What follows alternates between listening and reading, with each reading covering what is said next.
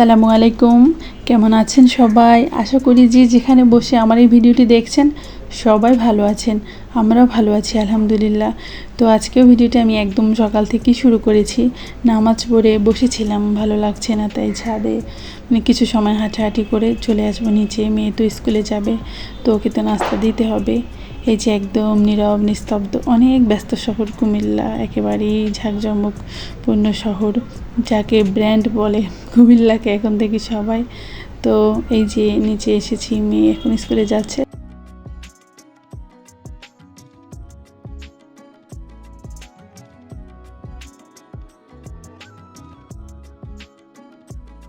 তারপরে এই যে মেয়ে তো চলে গিয়েছে, এখন আমি বাসাতে যাব। তো বাসার নিচে যে গাছগুলো একটু ছুঁয়ে না দেখলে হয়। তো দুটো ফুল পেয়েছি, আমি কিন্তু কুড়িয়ে নিয়ে এসেছি, একদম ছিঁড়িনি।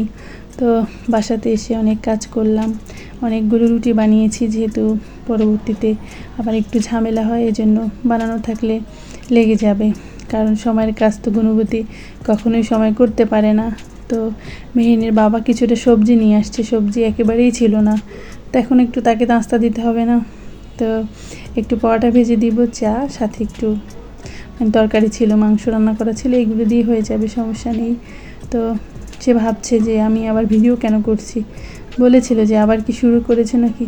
কি করব, পোড়া মন তো মানে না, মন তো চায় একটু ভিডিও করি, সবার সাথে একটু কানেক্ট থাকি সে আগের মতো।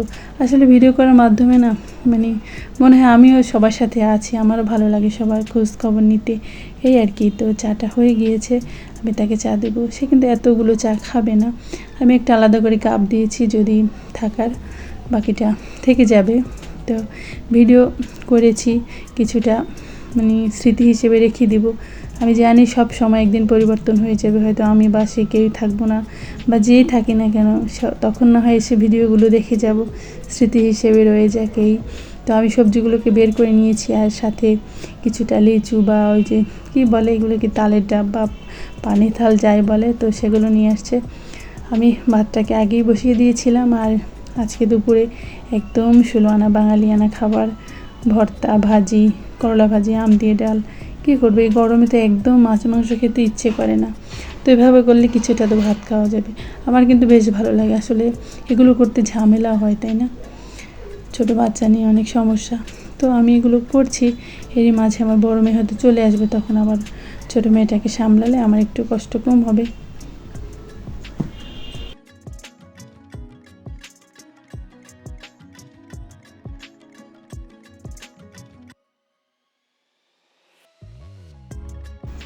তারপরে এই যে কিছুটা তরমুজ কেটে নিচ্ছি, একদমই ভালো হয়নি। এই যে গুণবতী কিনেছি, সে তো তরমুজ কিনতে পারে না, এর জন্য তরমুজের এই অবস্থা। কিন্তু মিষ্টি ছিল, কিন্তু খেতে মজারও ছিল। তো যাই হোক, শাকগুলো ভাজা হয়ে গিয়েছে, এখন একটু পরে বেটে নেব। আমি একে একে সবগুলো করে নিচ্ছি। আসলে ভর্তা ভাত করলে কিন্তু একটু ঝামেলা হয়। তো বেগুনগুলোকে জালটা কমিয়ে একদম চুলাইভাবে ঢেকে দেবো, তেলটাও কম ছিটবে আর ভাজাটাও ভালো হবে। আমার মনে তেল কমও লাগবে, সব কিছুই সাশ্রয়ী হবে, এই আর কি। তারপরে এই যে একটা ডিম ভেজে নিয়েছি আমার ছোটো মেয়েটার জন্য, হয়তো খেতে চাবেন ওগুলো। তো আমি ডালটাতে বাগার দিব, ডাল সবাই যেভাবে দেয় আমিও সেভাবেই দিলাম।